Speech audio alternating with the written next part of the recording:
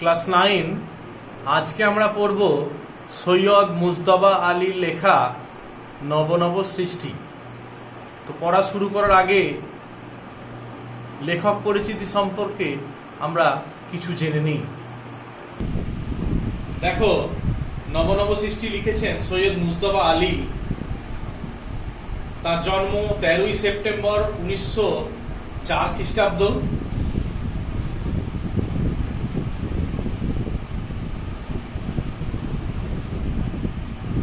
মৃত্যু 11ই ফেব্রুয়ারি 1974 খ্রিস্টাব্দ। তিনি জন্মগ্রহণ করেছিলেন বাংলাদেশে শ্রীহট্ট জেলার অন্তর্গত করিমগঞ্জ নামক একটি জায়গায়। তার পিতা ছিলেন সৈয়দ সিকান্দার আলী। দুটি বিশেষ অংশ, একটি হলো সৈয়দ মুজতবা আলী বহু ভাষা বিশারদ ছিলেন।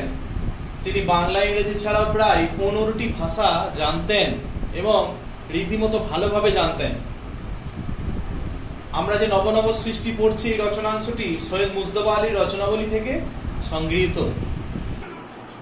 সৈয়দ মুজতবা আলী একজন বহু ভাষা বিশারদ ছিলেন, আমরা জানতে পারলাম।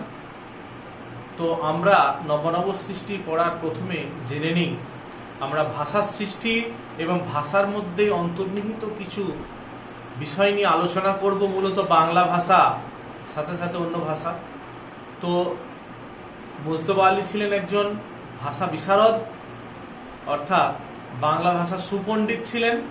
তার বহু লেখার মধ্যে আমরা বাংলা ভাষার বিভিন্ন দিক নিয়ে আলোচনা করেছেন লক্ষ্য করতে পারি। বাংলা ভাষার বিভিন্ন অংশ, তার ব্যর্থতা সাফল্যের কথা তিনি আলোচনা করেছেন। সেইগুলো নিয়ে আমরা আজকে পড়ব। বিষয়টা একটি জটিল, একটু শক্ত লাগবে তোমাদের, তবু তোমরা বোঝার চেষ্টা করো, তাহলে হয়তো খানিকটা সহজ হবে তোমাদের। আমি সেই চেষ্টাই করছি।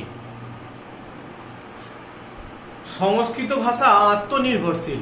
আত্মনির্ভরশীল বলতে এখানে বোঝায় যে নিজের ওপর নির্ভরশীলতা রয়েছে, অর্থাৎ সে নিজের ভরসাতেই এগিয়ে যেতে পারে, সে আত্মনির্ভরশীল। সংস্কৃত ভাষা এখানে বহু পুরনো ভাষা, বহু দিনের ভাষা। সে তার ভাষার ভান্ডার থেকেই তার প্রয়োজন মেটাতে পারে। কোনো নতুন চিন্তা, অনুভূতি কিংবা বস্তুর জন্য নবীন শব্দের প্রয়োজন হলে সংস্কৃত ধার করার কথা না ভেবে আপন ভান্ডারে অনুসন্ধান করে। অর্থাৎ যার ভান্ডার বেশি, সে নতুন যখন কোনো ভাষার বা কোনো শব্দের প্রয়োজন হবে, তার নিজের ভান্ডারের প্রতি সে বেশি নির্ভরশীল। অর্থাৎ সংস্কৃত তার নিজের ভান্ডারই সে খোঁজে।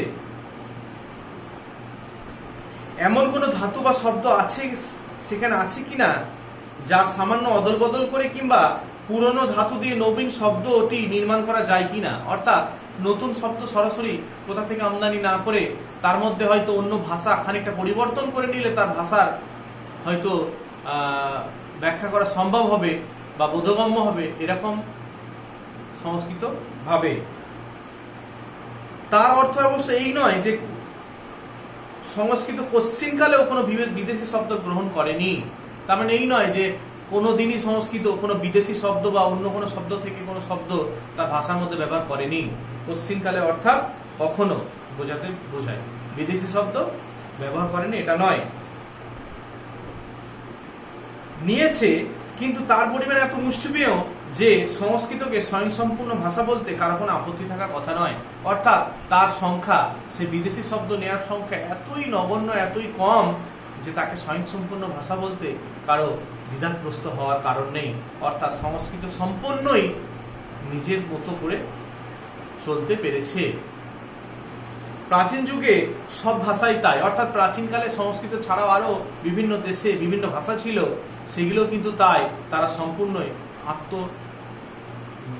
নিজের প্রতি আত্মনির্ভরশীল, অর্থাৎ স্বয়ংসম্পূর্ণ ছিল। হিব্রু, গ্রিক, আবেস্তা এবং ঈষৎ পরবর্তী যুগের আরবিও আত্মনির্ভরশীল এবং অধিকাংশ ক্ষেত্রে স্বয়ংসম্পূর্ণ।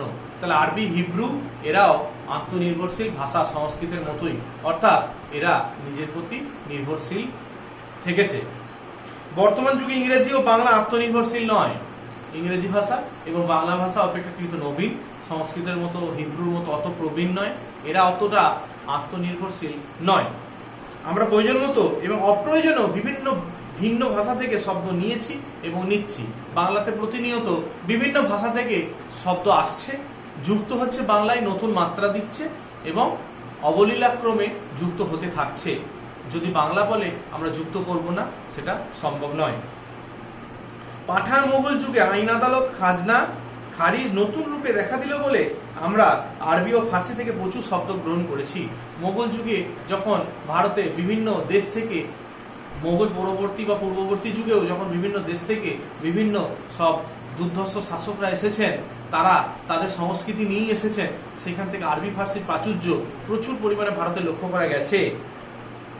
পরবর্তী যুগে ইংরেজি থেকে, ইংরেজির মারফতে অনেক ভাষা থেকে নিয়েছি এবং নিচ্ছি। পরবর্তীকালে ইংরেজ যখন আসছে, সেই ইংরেজি থেকেও বাংলাতে অসংখ্য নতুন ভাষা আমদানি হচ্ছে এবং এখনো পর্যন্ত আমরা নিয়েই চলেছি, এর ব্যতিক্রম এখনো পর্যন্ত ঘটেনি।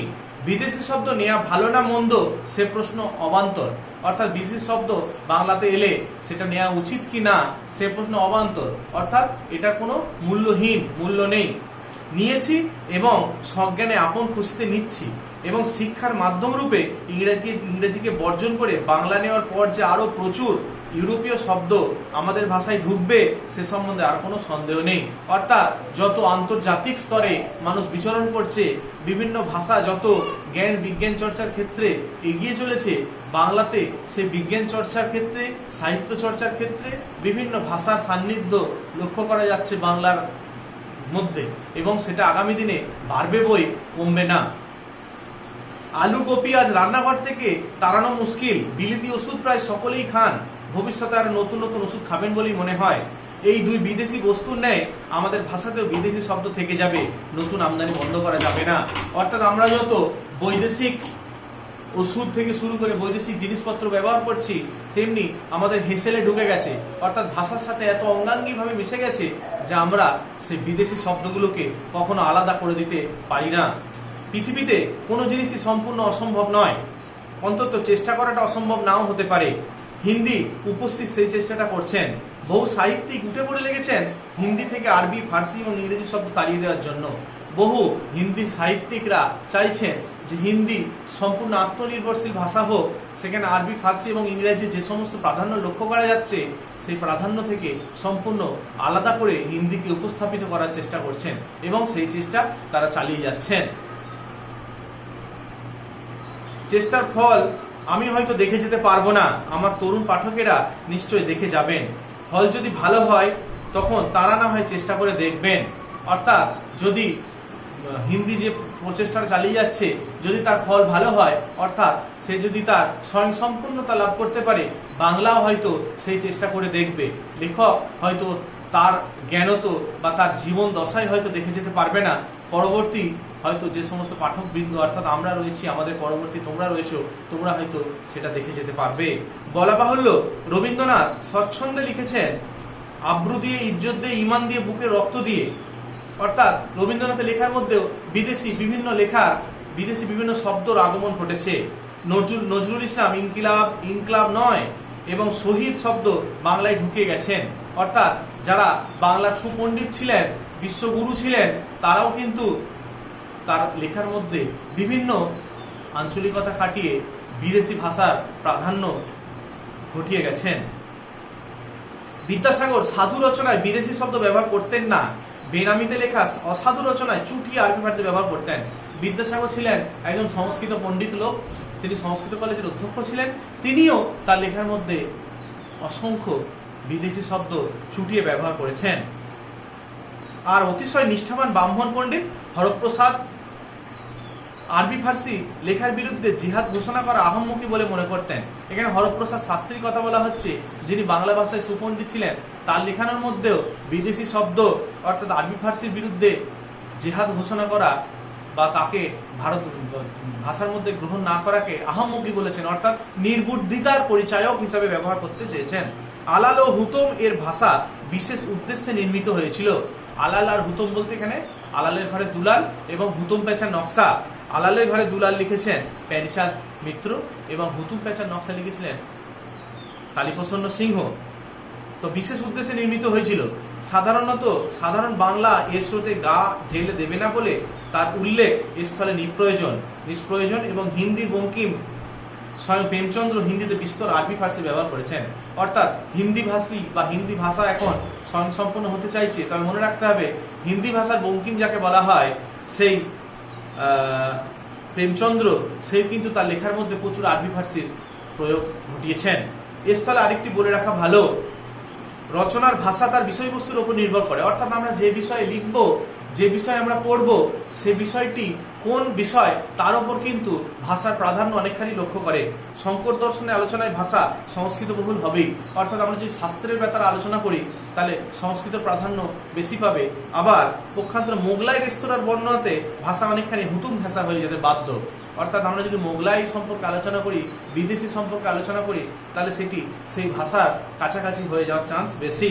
পক্ষান্তরে বসুমতীর সম্পাদকীয় রচনার ভাষা এক, তাতে আছে গাম্ভীর্য, বাঁকা চোখের ভাষা ভিন্ন, তাতে আছে চটুলতা।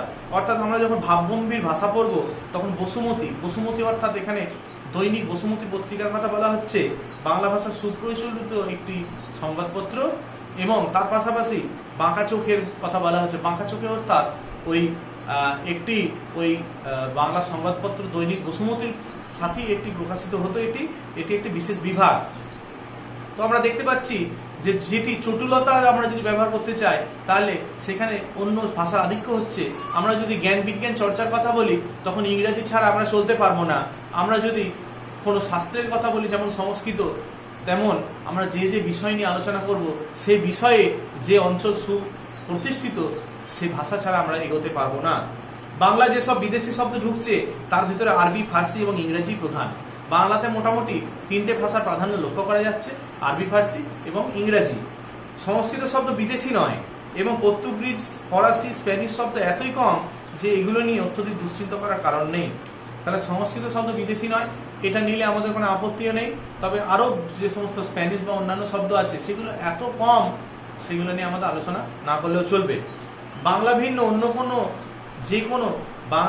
অন্য যে কোনো ভাষা চর্চা আমরা করি না কেন সেই ভাষার শব্দ বাংলাতে ঢুকবেই।